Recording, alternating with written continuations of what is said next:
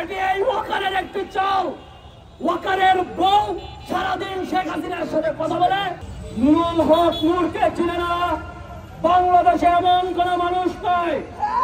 গতকালকে যেই প্রশাসন, আর্মি, পুলিশ সেখানে গিয়েছিল, তারা সবাই নুরুল হক নূরকে চিনে।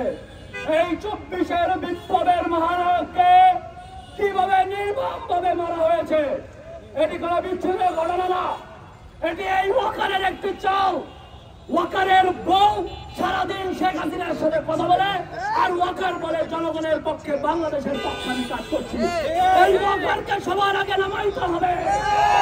ওয়াকার একটা বছর অপেক্ষা করেছে কিভাবে এই বিপ্লবীদের মাঝখানে ঝামেলা বাঁধানো যায়।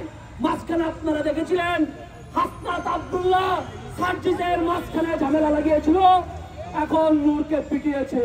এভাবেই করেই এই আর্মি ওয়াকাররা বাংলাদেশে ঝামেলা বাঁধাচ্ছে। আমাদের এই স্পষ্ট কথা, ওয়াকারকে আমরা বসাইনি। ওয়াকার যদি জনগণের পক্ষে হতো, 2024 সালের 5 আগস্ট ওয়াকার শহীদ মিনার যেত, ওয়াকার বঙ্গভবনে ওই চুপ্পুর কাছে যেত না। চুপ্পু কার বসালো? শেখ হাসিনার বসালো। সব শেখ হাসিনার নেতৃত্বে বসে প্ল্যান করছে কিভাবে প্রতিবিপ্লব করা যায় এবং বিপ্লবীদের কিভাবে হত্যা করা যায়।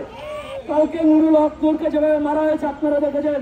ডাক্তার বলছে তার মাথায় এমন ভাবে আঘাত হয়েছে, রক্তক্ষরণ হচ্ছে, তার স্মৃতিশক্তি লোপ পেতে পারে, তাকে হত্যার উদ্দেশ্যে মারা হয়েছে। এর থেকেই বোঝা যাচ্ছে আর্মি চেয়েছিল এই মহাবিপ্লবীকে নুরুল হক নূরকে হত্যা করতে। আর্মির যেই প্লাটুন সেই গতকালকে কাজ করেছে, সেই প্লাটুনের সবার লিস্ট বের করে তাদের যাচাই বাছাই করে আমরা শাস্তির আওতায় চাই। সবাইকে ডিসমিস করতে হবে। আর ওয়াকারকে অবশ্যই নিঃশর্ত ক্ষমা চেতে হবে। আমরা দেখেছি রাষ্ট্রের বেলা তার একটি প্রেস রিলিজ দিয়েছে, দুই পক্ষের ঝামেলাকে নাকি তারা শান্ত সুষ্ঠু ভাবে সমাধান করতে গিয়েছে। আর আমরা সাংবাদিকদের ভিডিওতে আপনারা দেখেছেন না কিভাবে আর্মি লাঠি নিয়ে অস্ত্রে দৌড়াইতে যে মারছে।